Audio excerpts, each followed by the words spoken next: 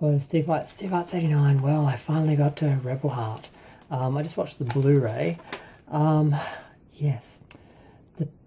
It took 23 years for Madonna to come back to Australia after the early show, so that's how long I had to wait to see this show. When it was announced, I didn't take it seriously. I mean, I'd had a Madonna fund of money put aside in case she toured for years, and I'd started to spend into it because I gave up on it actually happening. But it actually really happened. I managed to get 4 good seats. I went to the Melbourne shows and the Sydney shows, and I managed to get into the Tears of a Clown show even though I didn't actually get a ticket.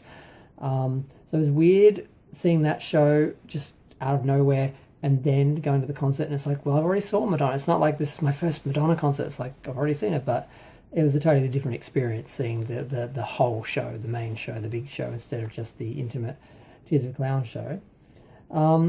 Now, the show started in Montreal, September 9th, and it finished March 20 in Sydney. It made 1.69 million. It put Madonna into the biggest tour box office crown, basically, for a woman. 1.131 billion. So that just, put it past that. What were the songs? Some people complained there weren't enough songs from the 90s because she seemed to have a big gap between some of the 80s stuff from 85 and 86 and then sort of jump through to like really 1 or 2 songs from the mid-90s. I think Deeper and Deeper is about the only 90s song, and then it's more the modern stuff, so some people complain about that. But we had Iconic, Bitch on Madonna, Burning Up, Holy Water, Vogue, which was only part of Vogue, Devil Pray, Messiah, Body Shop, True Blue, Deeper and Deeper, Heartbreak City, Love Don't Live Here Anymore, which tragically was actually cut out, and I don't understand why.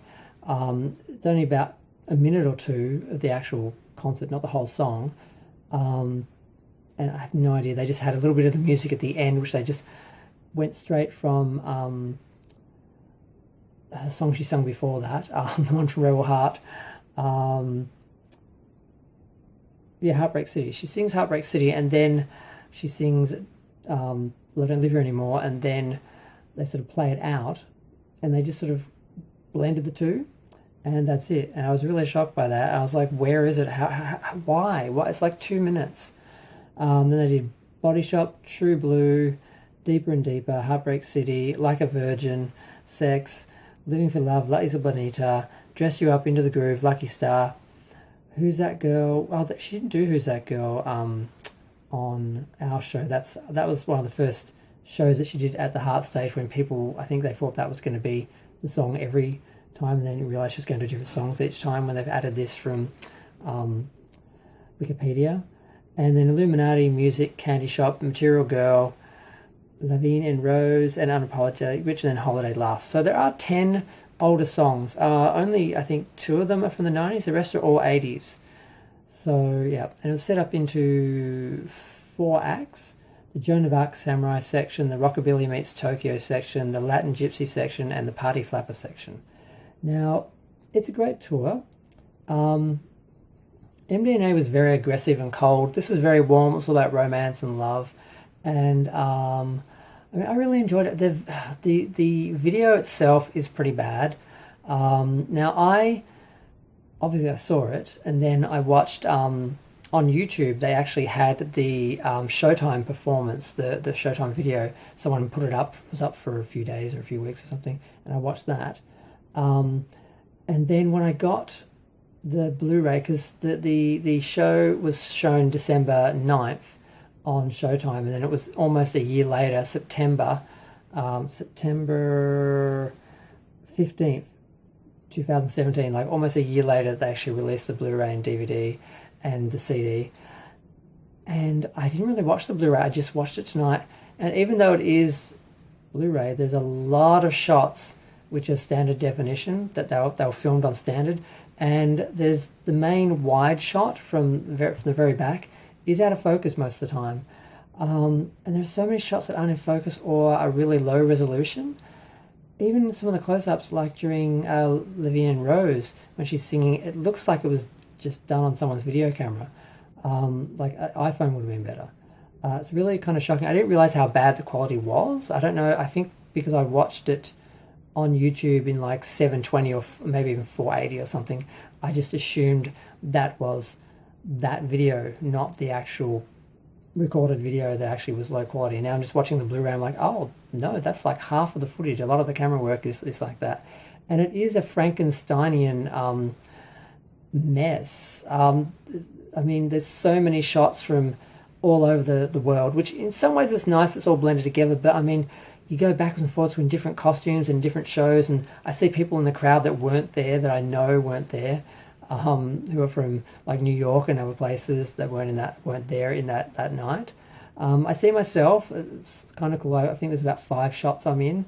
4 of them are really like little like wide shots. I can just see myself on the side of the Heart stage. But there's one where it's actually some people are holding up their cameras, and then they sort of pull them aside, and then you see my face for a second. I saw the cameraman on me because I'd met him earlier before I'd been introduced to him, and I just got really shy, and I just was singing and just looking. I didn't look at him or anything, and I really regret it, because had I like looked at him and been like, hey, and like I had the Rebel Heart album on LP like in a bag at my feet. I could have held that up and waved that around. I would have got a shot, but I just didn't want to be that guy. And you saw a lot of people. There was a lot. The fan culture and the cult of Madonna was really fascinating, and a lot of the people who were really vying for that shot and trying to maneuver, and it was really. I just wanted to enjoy the show, and I regretted a little bit that I didn't actually manage to get a good shot in the video. But I can see myself, and all I wanted to do really was see Madonna live from the front, center. And I just wanted to perform Holiday. That's the only song I cared. Holiday and Like a Prayer, and she did both of them.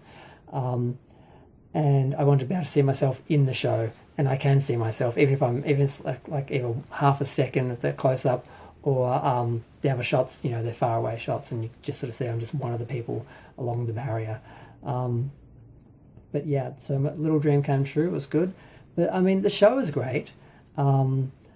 The video, that was just a mess. I don't know. It was just chopping, and just some segments were well edited, but the rest, it was just like they just had it on auto cut. It's like cut, and you don't really get time to appreciate the staging. And one of the things that people always said, who were critical of Madonna and the editing in the last couple of concerts, was they were editing a good performance into her, like she was too old to dance and she wasn't moving anymore, and they were just editing, movement into her. I'm like, that's rubbish. And I can tell you from seeing the concert that they do the opposite. They cut so much that you don't actually really appreciate how great the choreography and the staging and everything is, because you're cutting from things so quick. You don't get time to look at anything and really appreciate how it's all set up and designed and moves and everything. And I think it does a disservice to the live show, the way they edit these videos, like MTV videos, like I mean, that sort of stereotypical fast editing for people with no attention span, that you're just like overwhelmed by all the shots instead of actually engaged in them. So that's the main criticism, not of the show, but of the recording and the performance. The show was great. There weren't really any weak numbers or anything. The Heart stage, I would have felt it was a bit slow if I wasn't there enjoying it that much. But it does kill me that Like a Prayer, they didn't include this. It's a special feature on the Blu-ray and DVD. And also exclusive to Japan was Take a Bow, which she also performed in Australia, and she sang to Molly Meldrum, who introduced Madonna to Australia and gave her first hit in Australia. Holiday was Madonna's first hit in Australia before anywhere else in the world, and she did acknowledge that in the show and that. And I'm next to him and Izzy in the video on that, but they don't feature it in the cut. Like, they cut all these shots from all these places, but they didn't show any shots of Molly or her singing to Molly or anything. So it's like, damn. But aside from that, it was great to see the show again. I've only watched the show a couple of times. Like the other tours, I tended to listen to the live CD all the time and not actually watch the show all the time, whereas back in the day, when you only had the video or the DVD, you'd watch the DVD all the time to hear the songs. So the live CDs kind of took the watching the show out of my habits. But It's great. I love it. I'm glad I saw it. I can't believe I waited 23 years for it. And it didn't disappoint. Madonna was beautiful in person. She was amazing in person. Her movement, her energy was amazing. She looked amazing. Like this film, also the lighting is so overexposed, and critics would say part of that is because it blows out her features, so you don't see any lines or anything like that. But there was nothing to see anyway. She looked flawless. So a lot of shots, it's just the light's really blown out. And actually, it's as bad as the footage in Who's That Girl. There are like the stairs in the background are like metallic, and there's times where the light's shining on them and it blows out and it just whites out, and that on the video. It does the same thing in a lot of their shots, and you wouldn't expect that in 2015 with the technology they have and everything, but they just didn't do a good job of recording it. So I can't not comment on that, because it's really, really obvious, and I really was just sort of noticing it then more so than before. But yeah, I mean, it was great. I mean, she paid some respect to Material Girl. She took it seriously, and it's a wonderful performance. Liza Bonita's fun. Dress You Up and Into the Groove. And Lucky Star actually wasn't in the one that I saw. They sort of blended together. You don't really get that much of a sense of the individual songs. Illuminati was amazing because that was where they had the men on the poles, and like one of them came right down over me, nearly touched me. It was pretty amazing. The music, Candy Shop, all that section from the 20s sort of, that's all beautiful. The videos in the background, the way they used them to basically create a set behind everything was amazing as well. Yeah, I don't know what else to say. It's just great. And I'm glad I was there.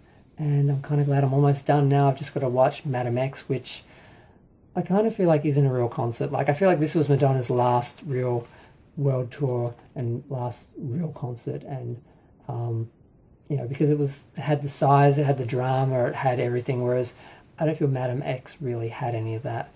But I'm going to watch that again. I've only watched it once, the official tour. I saw other videos of it before that. But I'm going to go. Feel free to share, like, comment, subscribe. Let me know what you think if you're at the tours. Let me know what you thought.